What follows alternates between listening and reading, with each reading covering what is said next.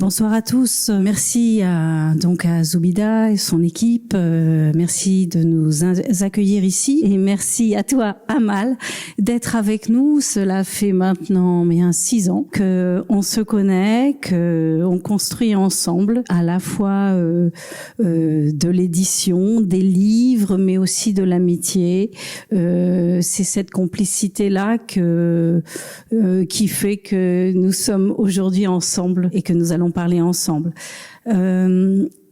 Aujourd'hui, on ne te présente plus, mais quand même pour résumer, des impatientes, c'est comme ça que ici en France, vous avez connu Amal, des impatientes, puis Cœur du Sahel, puis le Harem du Roi, qui d'ailleurs vient de sortir en poche, et puis maintenant un nouveau cycle s'ouvre avec Espoir, le livre que nous fêtons aujourd'hui. C'est un livre particulier, c'est d'ailleurs un exercice particulier pour toi comme pour moi de faire ce qu'on va faire aujourd'hui, parce que ce livre, en fait, nous en avons beaucoup parlé au cours de ces 6 années, puisque nous nous sommes beaucoup parlé tout au long de notre travail, mais aussi de nos tournées. Et à chaque fois, nous attendions souvent beaucoup ensemble. Et tu me racontais des histoires. Et d'histoire en histoire, finalement, il est né l'idée qu'un jour, il serait bon de raconter ces histoires. Et il fallait trouver le moment. Donc, c'est un livre dont on a eu l'intuition ensemble il y a longtemps. Et c'est le moment de parler de ces histoires. Tu en as fait un merveilleux livre, Espoir. Et c'est sur l'enfance, la genèse. C'est aussi la matière première de ton écriture, quelque part. Et cela commence par un titre, Espoir. Alors, pourquoi ce titre ? Merci beaucoup, cher Emmanuel. Ça me fait vraiment plaisir de commencer cette tournée. Et c'est la première fois donc je vais parler de ce roman, Espoir. Et donc, ça me fait plaisir que ce soit avec toi et avec ma famille et des amis très, très chers.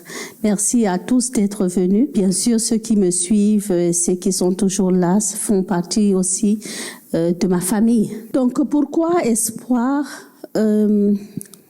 D'abord, je dois dire qu'après le roman Le Harem du Roi, qui a été très difficile pour moi à écrire, très difficile parce que c'est un milieu clos dont je parle. C'est pas un milieu, le milieu de la chefferie traditionnelle Peul, c'est pas un milieu où on peut entrer comme ça. C'est pas des histoires qu'on peut entendre. Ça reste vraiment très fermé, très clos, cloisonné et même à la limite tabou de parler de certains sujets comme l'esclavage qui subsiste encore de nos jours dans ces chefferies traditionnelles, la place des femmes. Donc mes enquêtes m'ont mené de la Mauritanie en passant par le Burkina Faso, le Nigeria avec la grande chefferie de Yola et plusieurs chefferies dans le nord Cameroun pour pouvoir donc écrire ce texte. Et c'était, je te l'avais pas caché, extrêmement difficile.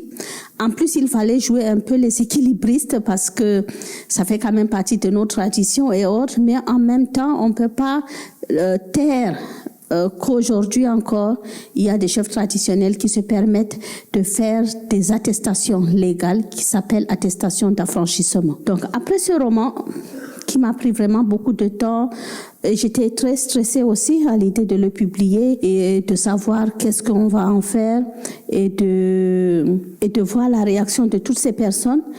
J'avais besoin de me poser, j'avais besoin d'écrire un texte plus léger et donc je t'ai parlé de ce roman d'enfance autobiographique et voilà, j'ai commencé tout de suite.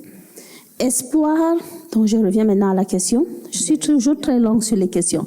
Donc, Espoir, en fait, à l'âge de 3 ans, je pose des questions. J'étais en Égypte avec ma mère, et puis mon père vient nous chercher, et on rentre au Cameroun, dans le nord Cameroun, dans la ville de Maroua, dans une grande concession familiale, où il y a ma grand-mère, ma tante paternelle, mes oncles paternels, avec des épouses qui viennent et partent. Et là, j'apprends que j'avais une sœur, mais qu'elle était décédée. Et alors, je pose la question simple que tous les enfants vont poser. Est-ce que, ma mère me dit, elle est au paradis. Et là, je pose la question, est-ce que j'irai aussi au paradis? Elle me dit, tu ne peux pas. Pourquoi? Parce que tu es l'espoir. En fait, et c'est là où je comprends que je m'appelle Amal et que ce prénom signifie espoir et que mes parents ne m'ont pas donné ce prénom juste par hasard. J'étais leur espoir, je représentais l'espoir et donc je ne pouvais pas aller au paradis avec ma sœur. Merci. Alors, c'est donc un prénom mission, c'est un prénom destin, c'est ainsi qu'on donne souvent des prénoms non seulement en Afrique, mais aussi en Orient. Souvent, quand on s'interroge sur les prénoms des gens, on s'aperçoit qu'ils ont toujours des noms extraordinaires, qui indiquent une direction. Alors, peut-être une question toujours sur ce prénom. Être l'espoir, c'est un gros boulot. Pour une famille et sans doute cela a dû être difficile d'être toujours. C'est très lourd de dire à un enfant non, tu fais pas ci, tu fais pas ça, tu es l'espoir. Tu portes l'espoir d'une famille. Est-ce que aujourd'hui tu es plus apaisée? En fait, je me suis rendu compte très très vite. Voilà, j'étais l'aînée, donc la plus grande dans la maison et je suis obligée d'être parfaite. Pour ma mère, elle était intransigeante là-dessus. Je suis son espoir. Et elle me le dit clairement, si je suis restée là au Cameroun et que malgré que ce soit très difficile, malgré que je subis des choses pas trop belles, je suis restée là à cause de toi, pour toi. Et donc, de ce fait, tu es obligée d'être parfaite pour moi. Et donc, oui, pour un enfant, ça reste très difficile, d'autant plus qu'il y a une comparaison sans cesse. Quand ma sœur est née, pour mes parents, c'était la fille parfaite. Et donc, il faisait sans cesse des comparaisons. Donc, j'avais pas le droit de faire des bêtises parce que j'étais l'espoir. J'avais pas le droit de me laisser aller parce que j'étais l'espoir. J'étais obligée d'être sans cesse à leur disposition, l'enfant parfait, l'enfant qui doit toujours être là et qui doit toujours aller selon les normes qu'on leur donne. Donc oui, c'était assez difficile pour moi à porter, d'autant plus que le prénom Amal, c'est un prénom qui n'était pas commun. J'étais la seule pratiquement à mon époque qui portait ce prénom dans le Nord Cameroun et donc je l'aimais pas du tout. Je détestais mon prénom. Mais à côté de ce prénom quand même que mes parents m'ont donné, bon, j'étais bien sûr fière quand ils mettaient la musique de Kulthum, Amal Hayati, et qu'ils me disaient, voilà, ça nous a aussi inspiré pour te donner ce prénom. Mais dans le voisinage, chacun m'appelait comme il voulait, pas juste Amal. Pour ma tante paternelle, donc elle qui parle pas arabe, mais elle a fini par savoir ce que voulait dire Hayati, donc elle m'appelle Amal Hayati, donc un peu Amal qui était chérie. Un des voisins, vraiment juste en face, m'appelle Bingel Ginnati, la fille du diable. Alors là, je dis, mais pourquoi je suis la fille du diable? Arrêtez de m'appeler la fille du diable. Et là, ma tante me dit, mais en fait, c'est un compliment, parce que les filles des djinns sont censées être plus belles que les humaines. Et là, je pose une question, mais comment vous savez qu'elles sont plus belles que les humaines? Et bien entendu, mais tu poses trop de questions, arrête de poser des questions. D'autres m'appellent Jailol, Jaili, Danejo, etc. Et donc, voilà, je suis l'espoir, mais à côté, j'ai eu quand même toutes ces personnes, tous ces voisins qui me chérissaient en me donnant plein de petits prénoms. Et aujourd'hui, tu es Jaili Amadou Amal. Encore un autre nom, c'est ton nom de plume. Quand on t'entend parler de ces prénoms qui se sont donnés, ces noms, ces surnoms, on rentre dans quelque chose qui est du domaine de la culture, des traditions de la culture. Et toi, tu es ancré dans une double culture, avec des langues différentes. Je crois que c'est ta richesse, mais ça a pu être aussi quelque chose d'extrêmement lourd, ça a pu être aussi une sensation quelquefois d'exil à soi-même, et il a fallu grandir dans cette double culture. Comment as-tu trouvé ton chemin, je dirais, dans cette double culture, de toute petite et tout ce moment où tu as grandi, comment tu as fait? Eh bien, déjà, de mes 3 ans, ce dont je me souviens le plus, quand j'essaie de me remémorer les souvenirs, c'est de l'album photo de ma mère. Ma mère avait ces albums photos qui étaient posés religieusement sur une table dans le salon et de temps à autre, elle prenait ses albums, elle les ouvrait et puis elle m'expliquait, tu te souviens ton grand-père, tu dois pas oublier ton grand-père, tu dois pas oublier tes oncles, tu te souviens l'Égypte, tu te souviens du village, tu te souviens qu'il y avait des canards, est-ce que tu te souviens qu'on a mangé une glace, qu'on est allé dans un jardin, qu'on s'est promené, qu'on est allé au cinéma, etc. Et donc ma mère forçait pratiquement mes souvenirs. Et en même temps, j'étais dans une concession familiale. Ma tante paternelle, elle n'avait pas eu d'enfant. Elle est rentrée vivre avec nous, juste pour s'assurer que nous serons peuls et que nous ne serons pas phagocytés par ma mère et ses amis blancs. En fait, pour mes grands-parents, ma famille paternelle, ma mère, ses amis occidentaux, mais également ses amis arabes étaient tous blancs. C'est tout. Ils ne veulent rien savoir. Donc, il y avait la famille des blancs et puis la famille des noirs.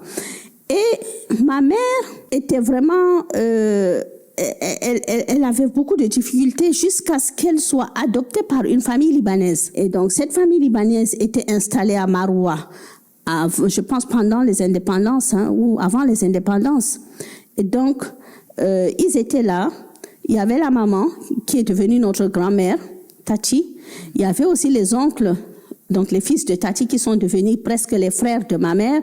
Il y avait la fille de Tati qui est devenue notre tante maternelle parce qu'elle est devenue non seulement copine à ma mère, mais pratiquement sa sœur. Et chez Tati, il y avait des Occidentaux parce que tous ceux qui venaient à Maroua pour travailler dans les ONG, dans les institutions internationales et autres, allaient passer la fin de soirée chez Tati. Et donc, cette grand-mère était très, très mondaine. Comme tous les enfants métis, il fallait trouver sa place. Il fallait savoir se comporter de telle ou telle manière dans une société et dans l'autre. Donc, chez Tati, avec ses amis occidentaux, on pouvait courir, mais l'après-midi ou le soir, on devait porter des belles robes. On pouvait courir le matin et avoir des robes simples, mais on savait que notre armoire était divisée en compartiments, donc robe de matin, robe de soir, pyjama, etc. Dans la culture peul, ça n'existe pas. On avait des vêtements et puis c'est tout. Donc, mais oui, bien sûr. Donc, chez Tati, il fallait être bien habillé le soir. Il fallait manger avec une cuillère, une fourchette, un couteau. Dans ma famille paternelle peul, on mange avec ses doigts. Chez Tati, quand on veut demander quelque chose, on regarde les gens dans les yeux. Dans ma famille paternelle, c'est impoli de regarder les gens dans les yeux. Dans ma famille paternelle, on s'assoit avant de saluer quelqu'un. D'ailleurs, je te dis toujours, moi, je comprends pas cette histoire de cocktail où on est debout pour causer. Je peux pas comprendre ça parce que chez moi, c'est très impoli de rester debout, et de boire un verre debout et de discuter avec une personne debout. Donc moi, je peux pas comprendre ça. Et donc, à un moment, c'est devenu naturel en fait. On savait exactement que faire quand on était dans l'un ou dans l'autre des environnements. Mais aussi, il y avait ce sentiment, finalement, pas d'appartenance, mais de rejet. S'il n'y avait pas eu ma tante paternelle, ça aurait été vraiment exacerbé parce qu'on avait totalement conscience que du côté de chez Tati, on n'était pas aussi blanc qu'il le fallait. Donc oui, on le ressentait, mais en même temps, on nous disait, oui, faites attention à l'école, ne jouez pas avec les enfants parce qu'ils peuvent avoir des poux. Donc faites attention parce que quelque part, vous êtes plus blanc que les autres. Mais en même temps, quand on rentrait à la maison, il y avait Gogonana, et Gogonana nous disait, il y a des peuls qui sont plus blancs que vous, donc redescendez sur terre, vous êtes noirs, vous êtes peuls, et c'est suffisant. Donc, vous n'avez pas besoin d'être autre chose que peul. Et je pense que finalement, cette tante-là a permis de forger encore plus cette identité culturelle. Je ne rejette pas, bien entendu, la race de ma mère ou son côté arabe, mais en même temps, je ne sens pas que que je leur appartiens ou que, voilà. Et finalement, même quand j'étais grande et que je suis allée en Égypte, en étant grande, il y a plusieurs personnes qui ont cru me faire un compliment en me disant « Oh, tu as de la chance, tu ressembles à ta mère, tu es aussi claire qu'elle. » Mais j'ai pas envie, moi, de ressembler à ma mère. J'ai envie de ressembler à ma tante, d'être peul et d'être perçue comme telle. C'est tout. Donc, eux, ils pensaient me faire un compliment alors qu'en fait, c'était une insulte et un rejet en essayant de me dire que oui, tu as de la chance parce que tu ne ressembles pas à ton père. Alors, au milieu de tout ça, il fallait que tu t'y retrouves. En effet, il y a quelqu'un qui a joué un rôle, c'est Gogo Nana. C'est Gogo Nana, tu m'en as parlé très tôt. Pour moi, c'était un personnage dont j'avais du mal à comprendre et tout ça. J'ai lu beaucoup et on a beaucoup parlé de Gogo Nana. Et tu tiens sans doute aussi de Gogo Nana, sans doute ce côté conteuse. C'est bien elle qui te racontait des histoires, souvent le soir, et qui par les contes, t'amenait dans cette culture peul que tu portes aujourd'hui beaucoup. C'est quand même ton premier talent de raconter des histoires. On le voit tout de suite, je crois. Parle-nous donc de Gogo Nana, s'il te plaît. Si j'étais la moitié, si j'avais le moitié du talent de Gogo Nana pour raconter des histoires, eh bien, voilà, je serais la plus grande conteuse qui soit. Parce que j'ai jamais rencontré une personne qui sait raconter autant qu'elle. Donc, Gogo Nana nous disait des contes. Depuis qu'on est tout petit, tous les soirs, on a les contes de Gogo Nana. Elle pouvait vous raconter les contes 10 millions de fois. Elle changeait tellement la version, elle le disait d'une manière tellement différente que vous avez encore envie d'écouter le même conte. Et puis Gogo Nana nous disait aussi tout ce qu'il y a autour. On ne compte pas dans la journée parce que sinon on va dormir affamé. Mais pourquoi on va dormir affamé?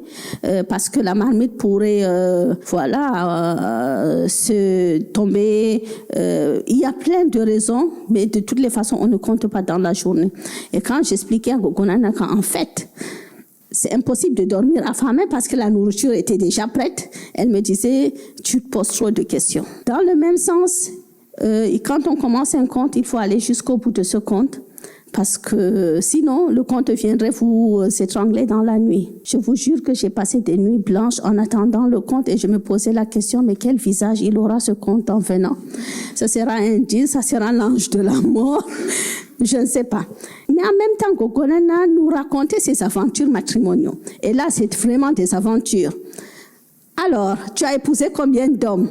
Elle commence à compter, mais il y a celui-là. Non, mais j'ai oublié Boucar. Ah, mais oui, Boucar. Donc, elle nous sort un nom inconnu et elle nous raconte l'histoire. Bon, bien entendu, le lendemain, elle va nous raconter la même histoire, mais dans une version totalement différente. Et Gogo Nana nous a vraiment nourri à ça, mais aussi à toutes ces petites choses. S'il y a un arc-en-ciel, ça signifie ça. S'il pleut mais qu'il y a du soleil, ça veut dire qu'il y a un éléphant qui est en train de mettre bas. Il y a des gens qui rient parce qu'ils savent qu'ils ont entendu la même chose. Vous y croyez ou pas? Etc. Donc, quand il y a les premières pluies, il fallait chanter avec les calebasses et dire Allah wadunji amdoule amina ya Allah koronke wadumukonke. Vous les jeunes là, vous savez rien. Vous savez pas ce que vous avez perdu. Donc, voilà. Et tous les contes allaient avec les chansons. C'est-à-dire, on ne peut pas faire un conte sans qu'il y ait la chanson qui va avec. Et Gogo Nana chantait merveilleusement bien. Et sincèrement, nous lui devons beaucoup parce qu'elle s'est vraiment sacrifiée. Elle a quitté son mariage. Quand ma mère a commencé à avoir des enfants, elle a dit, ah là, cette Égyptienne, elle va faire de nos enfants Peul des Arabes. Donc il fallait une autre maman, une deuxième maman Peul qui doit être là et s'assurer qu'ils vont avoir les bons comportements et le poulakou.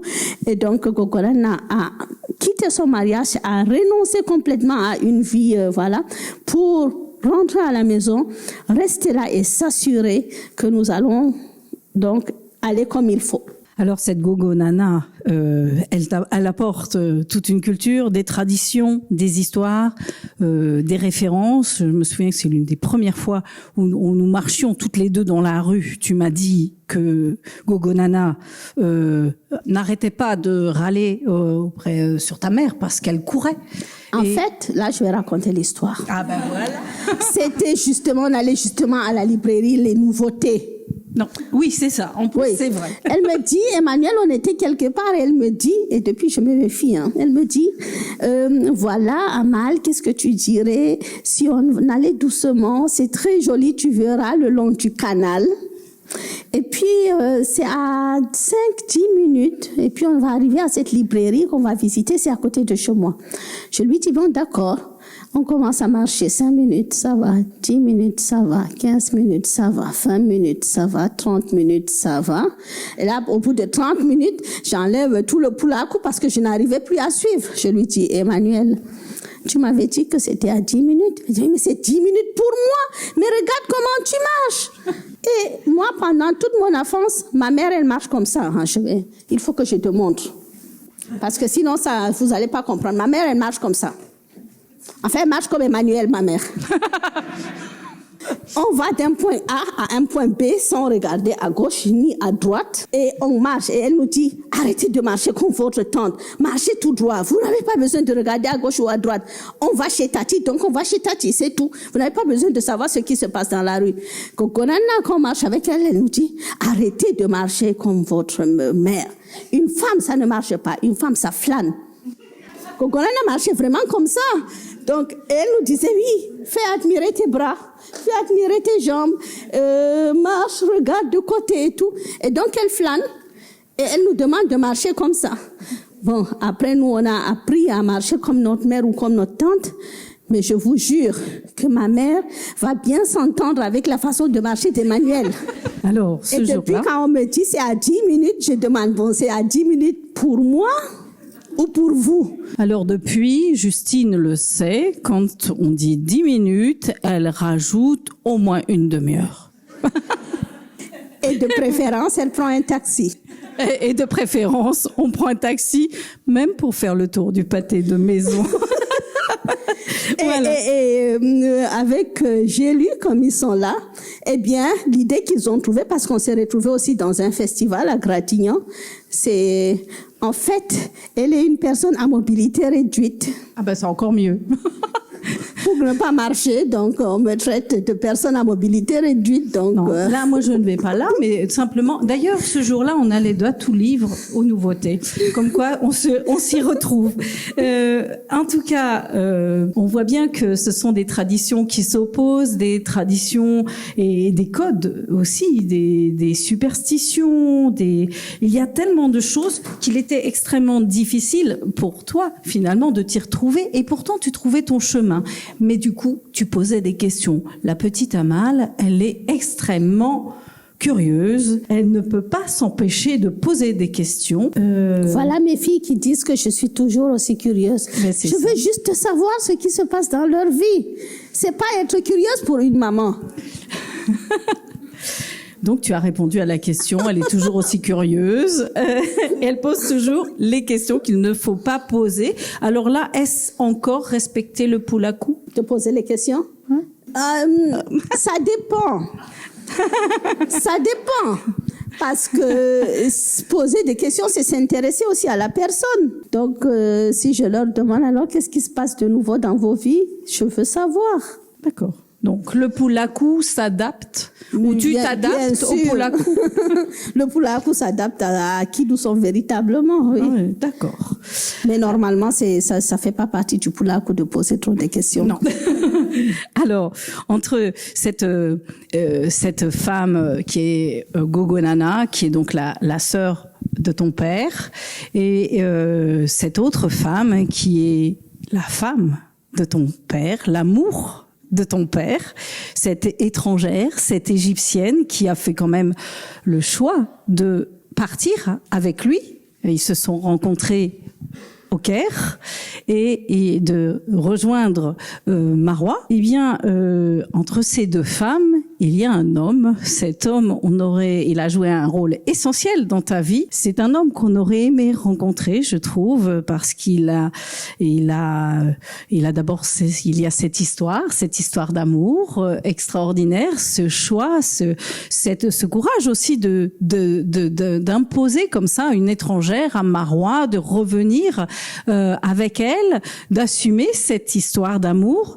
C'est aussi un érudit, quelqu'un qui sait beaucoup de choses, qui a un vrai savoir, qui a une manière d'appréhender la vie qui est extrêmement attentive aux autres, à ses enfants, mais à son entourage, qui essaie de faire la part des choses entre toutes ces contradictions, et puis qui a un savoir.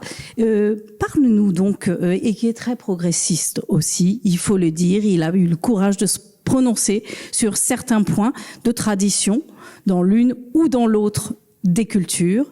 Parle-nous de ce père très important pour toi et qui est là dans ce livre et qui porte ce livre aussi. Je pense que c'est aussi l'une des raisons pour lesquelles j'ai écrit ce livre. Et là, on en avait parlé avec mon grand frère Sami Tchak, qui me disait, mais quand j'entends parler de ton père, il faut absolument, parce qu'entre Amadou Hampâté-Bâ, les traductions, les traditions, etc.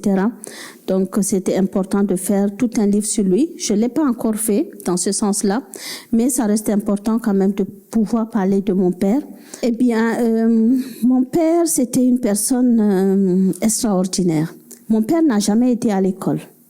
Donc, il fait partie de ces peuples, enfin mes grands-parents font partie de ces peuples qui sont arrivés dans le Nord Cameroun par le djihad. Et donc, eux, c'est pas des soldats, c'était pas la noblesse dans des chefferies traditionnelles, c'était les érudits qui suivaient donc le roi. Et donc, quand ils se sont installés, ils sont venus avec tout leur savoir exotérique avec S, exotérique avec X.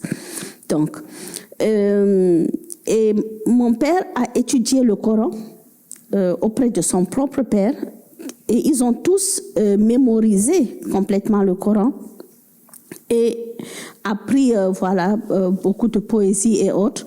Mon père, mon grand-père et même mes tantes paternelles pouvaient écrire avec l'alphabet arabe, mais dans la langue peul. Donc, ils pouvaient communiquer, ils pouvaient écrire des choses, mais c'était pas un alphabet occidental. Donc, mon père n'a jamais mis les pieds à l'école. Et un jour, il y a un concours. Et ce concours, le premier prix, c'est une bourse d'études à l'université Al-Azhar au Caire. Mon père fait ce concours en cachette pratiquement, et il gagne. Il a le premier prix, et donc il a la bourse. Et là, dans la famille, c'est un problème parce que mon grand-père est prêt à le laisser partir parce qu'il faut rechercher la connaissance. Et donc, c'est une famille nomade, donc c'est normal qu'on aille le plus loin possible pour rechercher de la connaissance. Mais pour sa mère, qui, elle, a perdu au moins 6 enfants avant que les premiers puissent survivre, eh bien, pour elle, elle n'était pas prête à laisser partir son enfant dans un pays aussi lointain. En fait, elle sait que c'est loin parce qu'elle se dit ça doit être à côté de l'Arabie Saoudite et autres dans sa tête, parce que quand on dit loin pour ma grand-mère, ça peut pas être plus loin que l'Arabie Saoudite où on fait le pèlerinage et où on allait à pied. Donc pour ma grand-mère, ça ne pouvait pas être plus loin que ça. Et donc le plus loin possible, c'était pour elle, c'était l'Arabie Saoudite, et donc l'Égypte était à côté, et donc c'est aussi loin. Et alors mon père insiste et il y va. Et quand il arrive au Caire, à l'Azhar, on leur fait un cours, on leur fait, comment ils appellent ça, je sais pas comment on appelle ça, pour voir le niveau de la personne. Un test. Un test de niveau, voilà. Et là, directement, on le met en classe de 4e. Donc, pour quelqu'un qui n'a jamais mis les pieds à l'école, on le met en 4e. De la 4e, avant la fin de l'année scolaire, on l'amène en seconde. Et l'année d'après, il fait le bac. Et il réussit son bac et il entre à l'université où il s'inscrit en droit et législation islamique. Mais après, il s'est dit, je peux aussi suivre 2 cours en même temps, et il s'inscrit en droit international. Et donc, il va jusqu'au bout de ses études, et où il rencontre ma mère. Et quand il décide de revenir, il aurait pu travailler en Égypte, mais il dit, en fait, l'objectif, quand on fait des études, c'est pas juste de rester dans ce pays qui vous a accueilli et de leur donner tout, c'est de rentrer pour partager avec les siens ce qu'on a appris. Et donc, lui, il était dans cette dynamique et il l'avait jamais caché à ma mère. Mais en même temps, il fallait être extrêmement courageux pour braver le racisme déjà, en tant qu'étudiant noir, d'épouser une Égyptienne. Mais le père de ma mère l'a adoré. Vraiment. Il a adoré. C'était une famille assez ouverte pour accepter. Et quand ma mère revient, donc, nous, quand on était petits, on attribuait des pouvoirs magiques à mon père. Parce que mon père nous disait qu'il faisait des istihara et donc il pouvait tout voir. Et évidemment, quand on faisait une bêtise, mon père était capable de le deviner. Alors, évidemment, c'est parce qu'il avait des pouvoirs magiques qu'il pouvait deviner toutes les bêtises qu'on avait faites. Et donc, je ne voyais pas mon père, en fait, comme un être humain. Je le voyais comme un être extraordinaire qui avait des connaissances tellement cachées, tellement mystérieuses. Et ça, jusqu'au bout. Jusqu'au bout, parce que mon père est décédé quand j'avais 23 ans. Avec toutes les circonstances qui ont suivi tout ce qu'il nous a dit 3-4 jours avant sa mort, jusqu'à la fin, on savait que mon père savait qu'il allait mourir. Mon père, alors qu'il n'avait rien, il est mort en fait juste d'un infarctus. Donc, mais il savait qu'il allait mourir, il savait quel jour il allait mourir, il savait ce qui va se passer. Et une fois de plus, mon père me laisse aussi avec un fardeau parce qu'il me dit, j'ai pas besoin que tu pleures si je meurs, j'ai juste besoin que tu t'occupes de tes frères. Et donc, je suis restée l'espoir de mon père jusqu'au bout. Aujourd'hui encore, malgré le fait que là j'ai 50 ans, tous mes frères sont grands et autres, je garde quand même cette responsabilité de parler de la famille, de tenir la famille, etc. Et donc, pour écrire ce roman aussi, Emmanuel, je dois avouer, je viens d'avoir un petit-fils. Mm-hmm.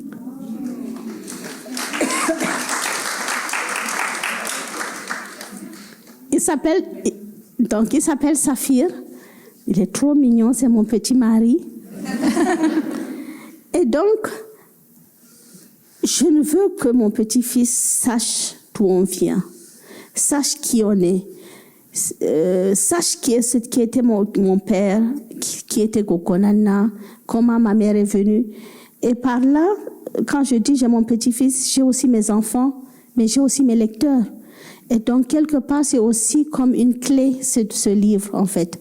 J'ai écrit Mystery Joe, la mangeuse d'âme. On sait pourquoi j'ai écrit ce livre en lisant un chapitre d'espoir. J'ai écrit Les Impatientes. On retrouve pourquoi j'ai écrit Les Impatientes. J'ai écrit Le Harem du Roi. J'ai eu une vieille tante qui a été vendue comme esclave au Nigeria. Et quand j'avais peut-être 8 ou 9 ans, c'est à ce moment qu'elle revient. C'est la première fois que j'entends parler de l'esclavage, etc. Donc c'est aussi un livre qui est pour mes lecteurs une sorte de clé pour leur permettre, voilà, de comprendre dans quel environnement je suis née, dans quel environnement j'ai grandi et pourquoi est-ce que je défends telle ou telle cause et pourquoi je parle de tel ou tel thème. Et il y a, je vous dis déjà, il y a plusieurs autres thèmes cachés pour mes prochains romans. Tout à fait. Ça, c'est justement ce que j'avais envie de te demander. Tous tes romans dénoncent quelque chose et on l'a vu, Les Impatientes, Cœur du Sahel et Le Harem du Roi. Là, comme je le disais au début, c'est un nouveau cycle qu'on ouvre et je pense qu'on ouvre quelque chose de très très long, très important. Je dirais que c'est avec ce texte que tu transformes l'écriture. Il se passe quelque chose là et que chaque chapitre pourrait apporter. On a quelque chose qui va nous amener à un roman. Et il y a un point, enfin, il y a des points de vue, il y a plein de choses qui nous emmènent, qui donnent, en fait, comme si tu ouvrais le cercle, le cercle de la narration. Et donc, c'est un espace de liberté. Et j'ai eu l'impression que tu as écrit ce texte avec un immense plaisir et dans un espace de liberté que tu n'avais pas ressenti dans les autres textes, et cela en ressuscitant le passé. Et je crois que là, avec ce texte, tu nous ouvres la porte à d'autres choses. Donc, j'ai l'impression que c'est ce que tu as ressenti. Je ne sais pas si... C'est vrai que j'ai écrit ce texte avec beaucoup de plaisir. Et puis, ça a été une occasion exceptionnelle de parler, de discuter avec ma mère, de discuter avec mes frères, ma sœur. Et en parlant des souvenirs, je me rends compte que oui, on a les mêmes souvenirs, mais en même temps, on n'a pas ressenti la même chose. Donc, on ne se souvient pas des mêmes événements de la même manière. Et donc, c'était aussi curieux de voir leur point de vue. d'avoir leur ressenti et tout ça. Et puis, comme je suis quelqu'un de sensible, de nostalgique, je n'aime pas le temps qui passe, je n'aime pas quand les gens meurent et que les choses changent. Eh bien, quelque part, pour moi, c'est figer cette enfance-là dans un livre permet à ce que ça ne change pas, permet à ce que ça ne disparaisse pas. C'est là, c'est écrit, donc ça existe et ça a existé. Et tu as fait le choix de commencer à l'âge de 3 ans et de t'arrêter à l'âge de 13 ans. On comprend dans le texte pourquoi. Quelle sera la prochaine période? Vous voyez comment elle me met la pression? En fait, la question qu'elle veut poser, c'est est-ce que tu vas faire un espoir 2? Est-ce que tu vas l'écrire? Quand est-ce que tu vas l'écrire? J'espère que tu vas l'écrire vite pour qu'on puisse le publier vite, etc. Donc, elle me met la pression, vous êtes témoin. Non, je crois que tu as déjà commencé à l'écrire. Tu ne peux pas t'en empêcher. Alors, au milieu de tout ça, il y a quelque chose dont tu parles et qui me semble important, et c'est une question qui s'est posée souvent quand on rencontrait le public dans les rencontres autour des impatientes, puis de Cœur du Sahel, puis du Harem du Roi. C'est la question de la langue, puisque tu es à la croisée des chemins, à la croisée des cultures, à la croisée des traditions, tu es aussi à la croisée des langues. Et il y a, tu dis très joliment dans ton texte que l'arabe est la langue des secrets. Tu as choisi le français pour écrire. Tu parles en fulfulde. Comment ça marche dans ta tête avec toutes ces langues? En fait, ça marche naturellement. Je pense que je ne réfléchis pas trop là-dessus. Quand je vais parler avec mes enfants, je vais parler naturellement en fulfulde. Quand je vais parler avec mon mari, ça sera en fulfulde. Et quand je vais, c'est ma langue maternelle. Enfin, je sais pas, est-ce que je peux dire que c'est ma langue maternelle? Parce que maternelle, ça fait mère. Et c'est pas ma langue maternelle, c'est ma langue paternelle. Mais en fait, c'est ma langue. C'est ma première langue. Je parle ma première langue. La première langue que je parle, c'est l'arabe. Quand on revient au Cameroun, je parle l'arabe avec ma mère naturellement. Et ma grand-mère reproche à ma mère de parler arabe avec nous parce qu'on veut lui cacher des choses. Et là, ma mère, au lieu de résister, là, elle se dit, ah bon, je parlerai plus arabe avec mes enfants, j'apprendrai moi le fulfulde pour pouvoir leur parler. Et pendant toute mon enfance, ma mère ne nous a parlé que le fulfulde. Donc, mais un fulfulde qui est bien à elle. Jusqu'à présent, ma mère parle un fulfulde qui est à elle.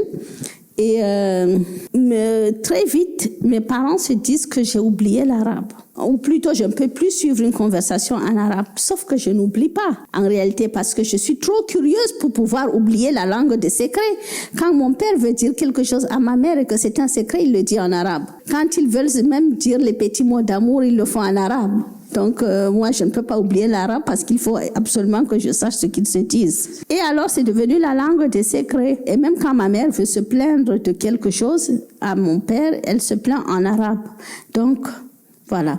Et finalement, est-ce que c'était une bonne chose? Parce que j'ai appris entre ma famille, ma propre famille, ma mère, mon père et ma famille libanaise, peut-être beaucoup d'informations qui ne devraient pas tomber dans les oreilles d'enfants. Parce que personne ne se méfiait en réalité de moi et de ma capacité à comprendre cette langue. Et puis on m'inscrit à l'école et le maître me dit tu ne peux pas parler fulfulde, tu ne peux pas parler une autre langue, tu parleras en français et si tu parles pas en français, je te frappe. Soit on se tait, soit on apprend à parler en français. Mais encore une fois, aller chez Tati nous met en contact avec des enfants venus d'horizons divers, des Français, des Allemands, etc. Et eux tous, ils parlent en français, donc on apprend à parler français pour jouer avec les petits blancs, entre guillemets. Et donc, voilà, j'apprends le français. La première fois que je vois un livre, je l'ouvre sans conviction parce que la couverture était belle. Je devais être en cours élémentaire 2. Et puis, surprise, je sais lire. Je ne savais pas que je savais lire. En fait, je savais que je savais lire mes manuels scolaires, mais pas un livre qui n'est pas un livre d'école. La lecture, évidemment, comme lecture plaisir, n'existe pas dans mon environnement. Deuxième constat, et non de moindre, je comprends ce que je lis. Parce que moi, je lis aussi l'arabe, mais je ne comprends pas ce que je lis, le Coran. Et c'est à partir de là, ça ouvre un autre horizon. Un autre horizon. C'est ça? Oui, un autre horizon. Voilà. Un bel horizon. Voilà, donc ça m'ouvre à autre chose et voilà. Et jusqu'aujourd'hui, bien sûr, j'écris de la même manière. Je ne saurais pas écrire un livre en langue peul, malgré le fait que je parle parfaitement la langue peul. Pour moi, le français est ma langue d'instruction. J'ai appris à lire en français, à écrire en français.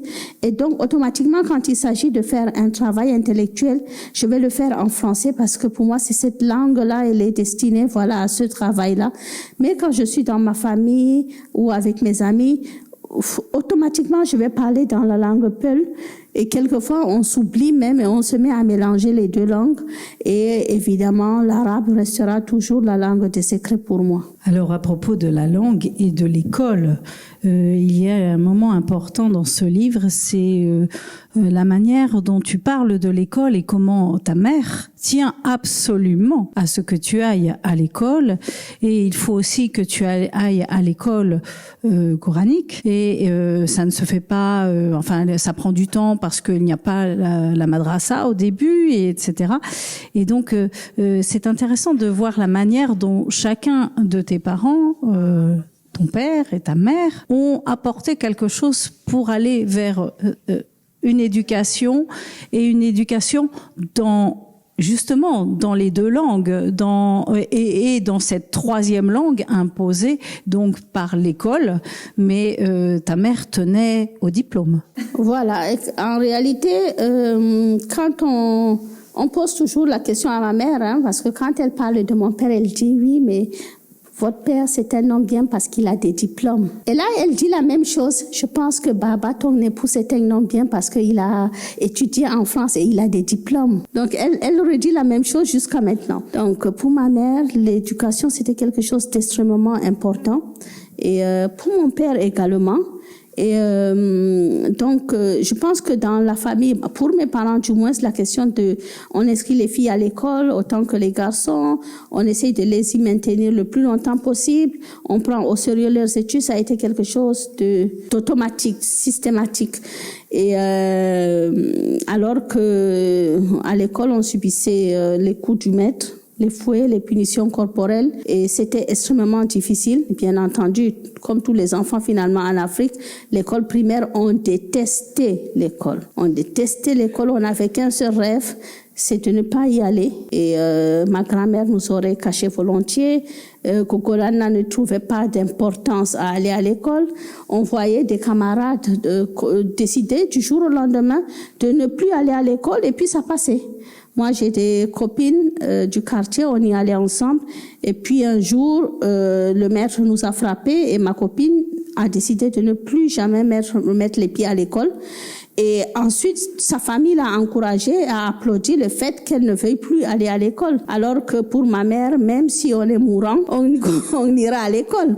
Comme je l'ai dit, en fait, ni le paludisme, ni la grippe, ni le mal de ventre ne vous dispensent de l'école. Grâce à Dieu, personne n'a eu une fracture. Je ne sais pas si la fracture fait partie des choses ou des accidents qui peuvent vous empêcher d'aller à l'école ou pas. Mais on détestait tous l'école et chaque matin, on priait pour que le maître soit malade, pour que les enfants du maître soient malades. Et mon petit frère, lui, il a été tellement traumatisé par sa maîtresse qu'il priait chaque matin pour que sa maîtresse meure. Avant la fin de l'année, la maîtresse est morte. Et jusqu'aujourd'hui, mon petit frère, il a 47 ans et quand on est là tous ensemble, on lui dit, mais toi, tu sais que tu es un criminel, tu es un assassin, c'est toi qui as tué Madame Valentine. Alors, on voit bien dans ce texte que tout se croise et c'est ça qui est passionnant. On pourrait continuer encore beaucoup et je pense, moi, j'ai un faible pour, par exemple, je vais en prendre une et tu sais laquelle, c'est la panthère. Moi, il y a toute cette histoire avec la panthère que j'ai découvert un jour où nous étions en Suisse. Et tout d'un coup, tu étais fatigué, mais tu n'étais pas fatigué pour raconter l'histoire de la panthère. Alors, on a encore quelques minutes. Raconte-nous l'histoire de la panthère. En fait, elle ne me croyait pas quand je lui dis que moi j'ai grandi et il y avait une panthère qui venait à la maison. Mais après, elle a fini par croire. Ben non, j'y crois. Hein. Voilà. Je l'attends. Donc, apparemment, c'est une histoire de... comment dire ça? Je pense que c'est toujours des histoires exotériques quand même. Et c'est comme une sorte d'alliance entre mon grand-père et cette panthère, parce qu'apparemment, quand mon grand-père était vivant et qu'il avait son zawleru, c'est-à-dire son vestibule, où il enseignait l'islam, le Coran, etc. Il avait donc cette panthère qui était là, à côté de lui, et qui n'attaquait jamais personne, et qui restait là. Et puis, au fur et à mesure que la ville commençait à se développer, eh bien, la panthère, elle est retournée en brousse, mais sauf qu'elle venait tous les soirs. Donc, quand j'étais petite, c'est pratiquement, quand j'avais 3 ans, 4 ans, c'était tous les soirs que la panthère venait. Mais ensuite, elle ne venait plus que pendant les saisons de pluie ou les saisons froides, où les gens allaient dormir beaucoup plus tôt. Et donc, dans tous les voisinages, on savait que dans notre maison, il y avait une panthère qui venait et qui faisait la garde et retournait donc dans le parc le matin. Et puis, on a grandi comme ça. Et puis, au fur et à mesure qu'il y avait plus d'électricité, les gens passaient plus de temps dehors, bien, la panthère venait de moins en moins, mais c'est une sorte de pacte. Sauf que, là aussi, je pose des questions, mais si la panthère, elle meurt, qu'est-ce qui se passe et tout ça? On me dit, tu poses trop de questions. Arrête de poser des questions. Mais bon, voilà. Donc, cette histoire, on a grandi avec. Toutes les personnes qui nous connaissent savent que dans notre maison, il y a toujours eu une panthère et qu'il y a une sorte de pacte entre la famille et la famille de la panthère, apparemment. Mais voilà. Donc, c'est une histoire mystérieuse, mais c'est une histoire qui existe. Et là, quand j'étais petite, il y avait aussi des petits serpents noirs dans la maison.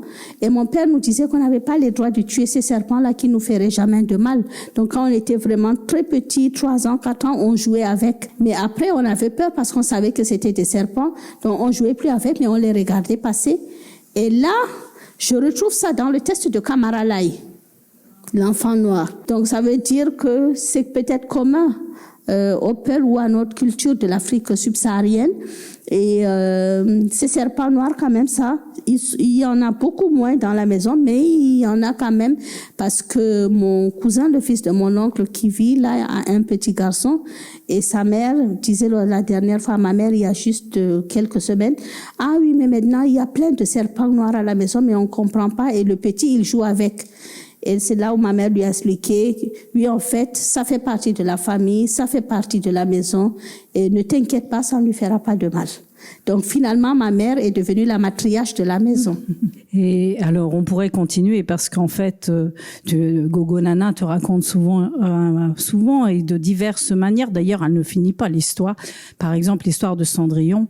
Et moi, j'aimerais bien qu'un jour on en reparle parce que moi, j'ai publié un livre qui s'appelle Cendrillon en Afrique. Et il faudra en reparler. Mais on pourrait continuer cette histoire puisque vous avez compris, Amal est une conteuse. Et dans ce livre-là, donc celui-ci, Espoir, vous allez la découvrir et découvrir encore plus de choses. Mais là, on va s'interrompre un tout petit peu avant de passer aux questions. Je te remercie d'avoir accepté toutes ces questions et de jouer le jeu parce que nous avons une surprise. Comme l'a dit Zoubida, et nous avons une surprise ce soir. C'est une surprise particulière. Nous avons la chance d'avoir avec nous quelqu'un qui est écrivain aussi, connu en Afrique, dont ses œuvres portent sur des injustices sociales. C'est son 6e roman qui vient de paraître sous le titre Les Transfuges dans notre maison d'édition. Il s'appelle Badjadi Oretando et nous avons la chance qu'il soit là. Il est à la ville, il se trouve qu'il est à la ville, l'époux de Djaïli Amadou Amal. Et donc, c'est une histoire de famille. Merci Baba, je te demande de venir. Merci.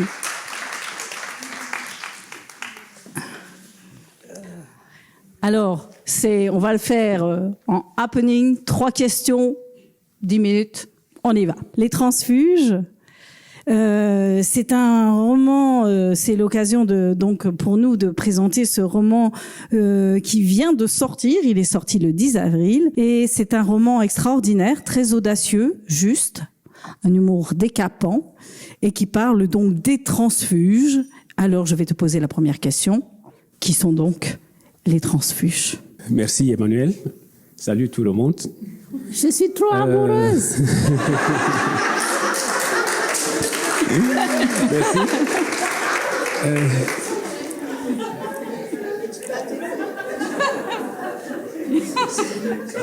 Peut-être qu'on va lui enlever sinon, les 10 minutes.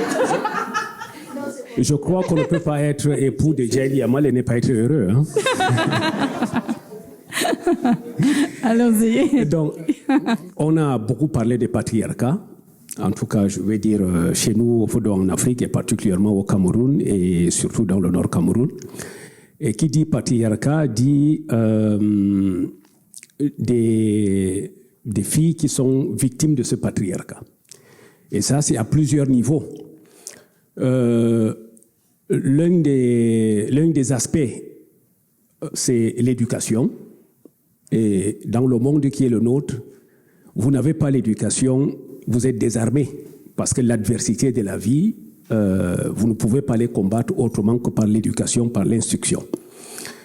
Et bien évidemment, c'est des filles qui ont été élevées dans l'esprit justement de ce patriarcat et avec pour seul horizon le mariage. Après un premier mariage donc raté, il se trouve que, étant dans cette dynamique, dans cette obsession de trouver donc des maris, elles ont été happées par justement la vie du Sud. Parce qu'au Cameroun, en fait, il y a le Nord, il y a le Sud. Et ceux qui sont, je veux dire, au Nord Cameroun, ont le rêve. En fait, le Sud est présenté comme un Eldorado. Bon, ce n'est pas toujours ça, mais en réalité, je veux dire, dans l'ensemble, c'est ça. Et il se trouve que c'est des filles qui, après ces mariages ratés, et dans l'aspiration de trouver de nouveaux maris, se retrouvent dans le Sud du pays. Et malheureusement, désormais, elles se retrouvent dans un réseau de prostitution sans s'en rendre compte. Elles sont de bonne foi. Elles cherchent dans des maris, mais il y a des proxénètes. Il y a une proxénète, par exemple, dans l'ouvrage Hadji Almata, qui sait si bien s'y prendre. Et bien évidemment, ces filles tombent dans ce panneau et malheureusement, avec tout ce que cela donc comporte. Et donc, les transfuges, justement, la vie de ces filles victimes du patriarcat et qui sont désarmées dans le Sud et qui sont dans un réseau de prostitution dont elles ignorent. Et donc, il m'a paru important de raconter vraiment cet univers-là. Comme elle a dit, par exemple, au niveau de l'Amida, c'est un univers clos. Vous pouvez voir ces femmes, puisque c'est des femmes, parce qu'après le divorce, bon. Mais vous pouvez passer à 1000 reprises, vous ne saurez jamais que c'est une prostituée. Mais pourtant, c'est ce qu'elle fait, malheureusement. Merci. Donc oui, des filles donc venant du Nord, abandonnées, répudiées, qui rêvent du Sud comme d'un Eldorado et qui tombent en effet sur d'autres femmes qui ont souvent le même passé d'ailleurs, mais qui est notamment une qui a décidé d'être chef d'entreprise, une drôle d'entreprise, la Alma Ata, et qui les accompagne dans cette mise en prostitution. C'est une sacrée mère maquerelle. C'est un portrait assez étonnant de ce personnage. Et ces femmes, vous allez les rencontrer, et elles sont belles, il y a plein d'émotions, plein de choses, et on a peur pour elles. On les accompagne, on est surpris, les dialogues sont incroyables, l'humour est décapant. Tu dis beaucoup de choses, comme t'as dit Paul Constant, beaucoup de choses dans ce texte qu'un Européen n'aurait pas pu écrire. Et c'est aussi ça l'intérêt de ce texte. C'est très fort. Alors, une autre question. Pourquoi as-tu souhaité traiter un tel sujet ? Bon, je pense que on ne peut pas s'intéresser à certains sujets si on n'est pas sensible. Je pense que l'une des caractéristiques, à mon sens, je vais dire, d'un écrivain, c'est d'être sensible à son environnement. Après mon retour au Cameroun, après ma formation d'ingénieur en France, je n'avais pas vécu ni à Douala ni à Yaoundé. Je sortais de mon village rural avant d'aller en France, après mon baccalauréat. Et donc, au retour au Cameroun, j'étais à Douala. J'étais célibataire et donc j'avais l'habitude d'aller manger dans des restaurants. Et bien évidemment, nostalgique, j'ai mangé dans des restaurants à culture du Nord Cameroun. Et il se trouve que je constatais qu'il y avait des belles femmes qui gravitaient autour aussi. Parfois, c'était parfois des serveuses. Mais de fil en aiguille, j'ai compris qu'en réalité, elle n'était pas vraiment des serveuses en tant que telle. Et c'est comme ça que de fil en aiguille, j'ai pu comprendre en réalité que ces femmes étaient là par la seule volonté de Hadja Almata, qui est justement la tenancière, et qui était en réalité une proxénète. Le restaurant était de façade. C'était juste pour occuper le terrain, comme on dit. Mais sa vraie activité, c'était vraiment ce proxénétisme. Mais cet élément subtil, vraiment, si vous ne rentrez pas dans dans ce cercle, et bon, moi j'entrais par la force, je vais dire, j'allais au IRD, j'allais jouer un peu, en tout cas par présence, je mangeais et j'observais tout ce qui s'est passé. Et donc, j'ai suspendu, en fait, j'ai eu au fond des éléments, mais c'est plus tard que j'ai repris au fond le dossier et elle m'a d'ailleurs beaucoup au fond encouragé. Et il y a des moments où j'ai rentré à minuit, vraiment à minuit à la maison. Parce que imaginez votre mari en train d'aller voir les prostituées et puis vous attendez à la maison. Voilà. Donc c'est ça, et je crois que c'était une relation, en fait, c'est une marque de confiance aussi, parce que déjà, au-delà de cette confiance, il y a aussi la sécurité. Mais il fallait passer absolument par là, parce qu'il faut que l'ouvrage, il faut que je maîtrise vraiment parfaitement le sujet, qu'il y ait cette immersion pour que justement ça soit vraiment très naturel et que je n'ai forcé aucune séquence, que tout cela soit vraiment, voilà. Donc il fallait passer par là. Alors, une dernière question, et on fait assez court, parce que on essaie de tenir ce happening. Ce texte aussi, ce roman, dénonce nombre de dénis, en fait, dans cette société conservatrice islamo-peule. Quels sont-ils ? Oui, bon, dans un premier temps, il y a d'abord un problème systémique, c'est-à-dire, grosso modo, il y a d'abord le déni de la justice. Ça, en filigrane, vous avez, et je pense que ça conditionne aussi un certain nombre de choses. Et ça, c'est le propre un peu de nos sociétés africaines aussi. Sinon, sur le plan, je vais dire, au niveau des personnages, en fait, on voit tout de suite, il y a le déni de la vérité. En fait, je ne sais pas même si je peux dire pratiquement, parce que c'est des gens qui sont sûrs d'eux, mais en réalité, il y a une forme d'ignorance, en fait. On a grandi dans des certitudes qu'on ne veut pas remettre en question. Vous voyez ? Donc, moi qui ai été à l'école, en fait, l'école m'a amené à être plus inquiet de mon environnement, mais eux, ils n'ont aucun souci en réalité. Donc, moi, j'ai gagné en inquiétude, mais eux, ils sont dans leur quiétude. Et ça, c'est une forme aussi. Moi, je sais pas, c'est une forme, je veux dire, c'est une protection qu'ils ont par l'ignorance. Donc, et deuxièmement, il y a aussi ce déni, en fait, de la maladie. Parce qu'en fait, les gens sont malades, ils refusent de comprendre que ça peut être le sida, parce qu'ils ne se posent même pas ces questions. Ils savent que le sida, c'est pour les transporteurs. Bon, c'est resté dans des clichés et ils préfèrent appeler autre chose. Par exemple, dans le roman, c'est le palud du sang. Donc, en fait, on refuse de s'interroger pour peut-être aller vers la vérité qui aurait permis, voilà. Donc voilà un peu dans tous ces dénis. Et bien évidemment, il y a aussi, je veux dire, cette hypocrisie qui est pratiquement le mode de vie, je veux dire, de cet environnement, parce qu'on est dans une société d'apparence. Une femme qui a son voile, tout ça, voilà, c'est une femme forcément sérieuse, mais alors que c'est une prostituée qui est en train de marcher. Vous voyez, je veux dire, dans l'ouvrage. Donc tout ça, on donne dans ces codes-là, ça permet de comprendre. C'est une société, en tout cas, c'est un milieu qui vit dans cette considération où l'apparence prime sur la réalité de la personne. Vous comprenez, et malheureusement, je vais dire, quand on est dans cet esprit, finalement, ceux qui pourraient être des personnes positives, des personnes honnêtes, passent pour des malhonnêtes finalement. Ou bien passent pour des personnes infréquentables. Donc c'est à peu près ça. Merci. En effet, c'est un texte vraiment très très fort, porté par des dialogues extraordinaires sur des sujets graves, mais où on rit beaucoup aussi, même si c'est terrible. Et je vous invite vraiment à vous plonger dans ce texte, premier roman de Badjadji Oretondo, publié en France. C'est son 6e livre et vous allez le découvrir. C'est la première fois qu'il a l'occasion d'en parler en France. Le livre est sorti donc il y a quelques jours. Merci de l'accueillir et de les accueillir. Merci.